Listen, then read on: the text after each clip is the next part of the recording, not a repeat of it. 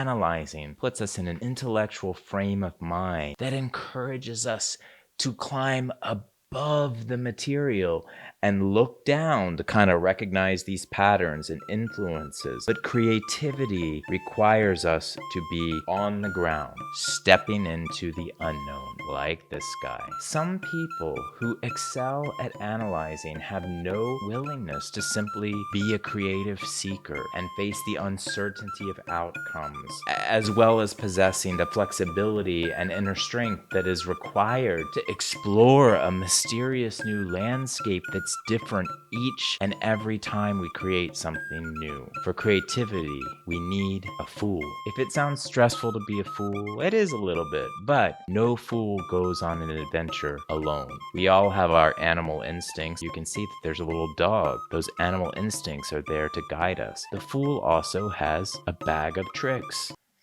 and so do I. Let's check out what's in this little bag of tricks for us as creative people.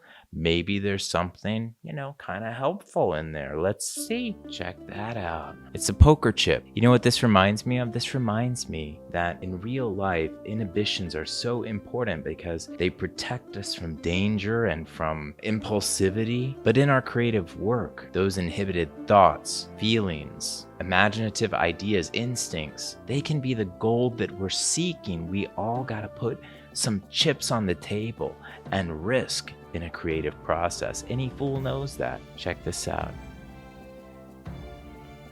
Look at that. It's a dream. I'm not sure if it's a good dream or a nightmare, but it doesn't matter. It still belongs in your bag of tricks. The Jungians have understood for almost a century that dreams can be guideposts to our spiritual individuation process. But creative people, they don't even have to go that deep with the dreams. They can just swipe the dream images or dream characters and plug them directly into their creative work. And sometimes it gives your work an edge. So, look at this. What is it? Oh.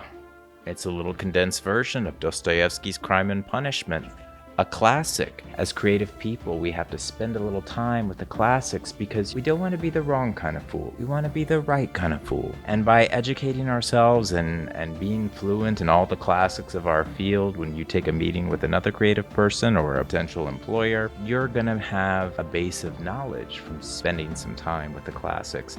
And also, as you watch enough classic films or read enough classic novels, you're going to start to feel out what really resonates with you on a deep level. And those are going to be some guiding lights for you. Okay, what else do we got here?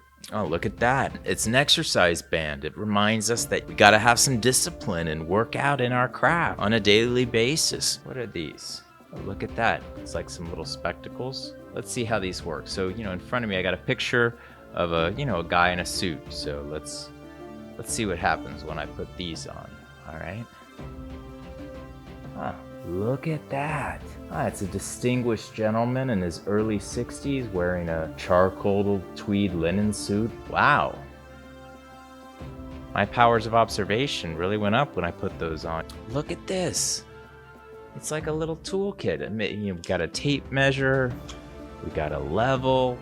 Yeah, this is like such a reminder that there are tools of the trade for whatever field we're in. Like if you're a filmmaker, maybe Adobe Premiere Pro is a tool of the trade because, you learn how to edit your own material, and that's going to strengthen you and give you a sharper eye for how to shoot the next one. Or maybe having a broad knowledge of the cameras and lenses available to you. That's also going to facilitate better conversations with your DP and your creative collaborators. Paying attention to the tools of the trade. That's another great trick in this bag. All right, let's see what else we got in here.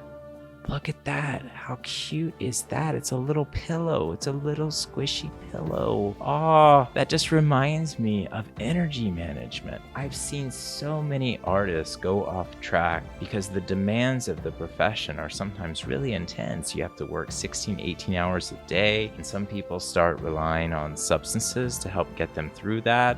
Bring them up, and then another substance to bring them down. That can harden into a dangerous and destructive addiction. So I think it's a better idea to come up with a great energy management strategy so that you can work with the ebb and flow of your own energy so that you and your work can reach maturity. And that's what I want for all of you, for you and your work to reach maturity, because that's when it really gets exciting to engage and watch your work. Okay, let's look at this. You know what?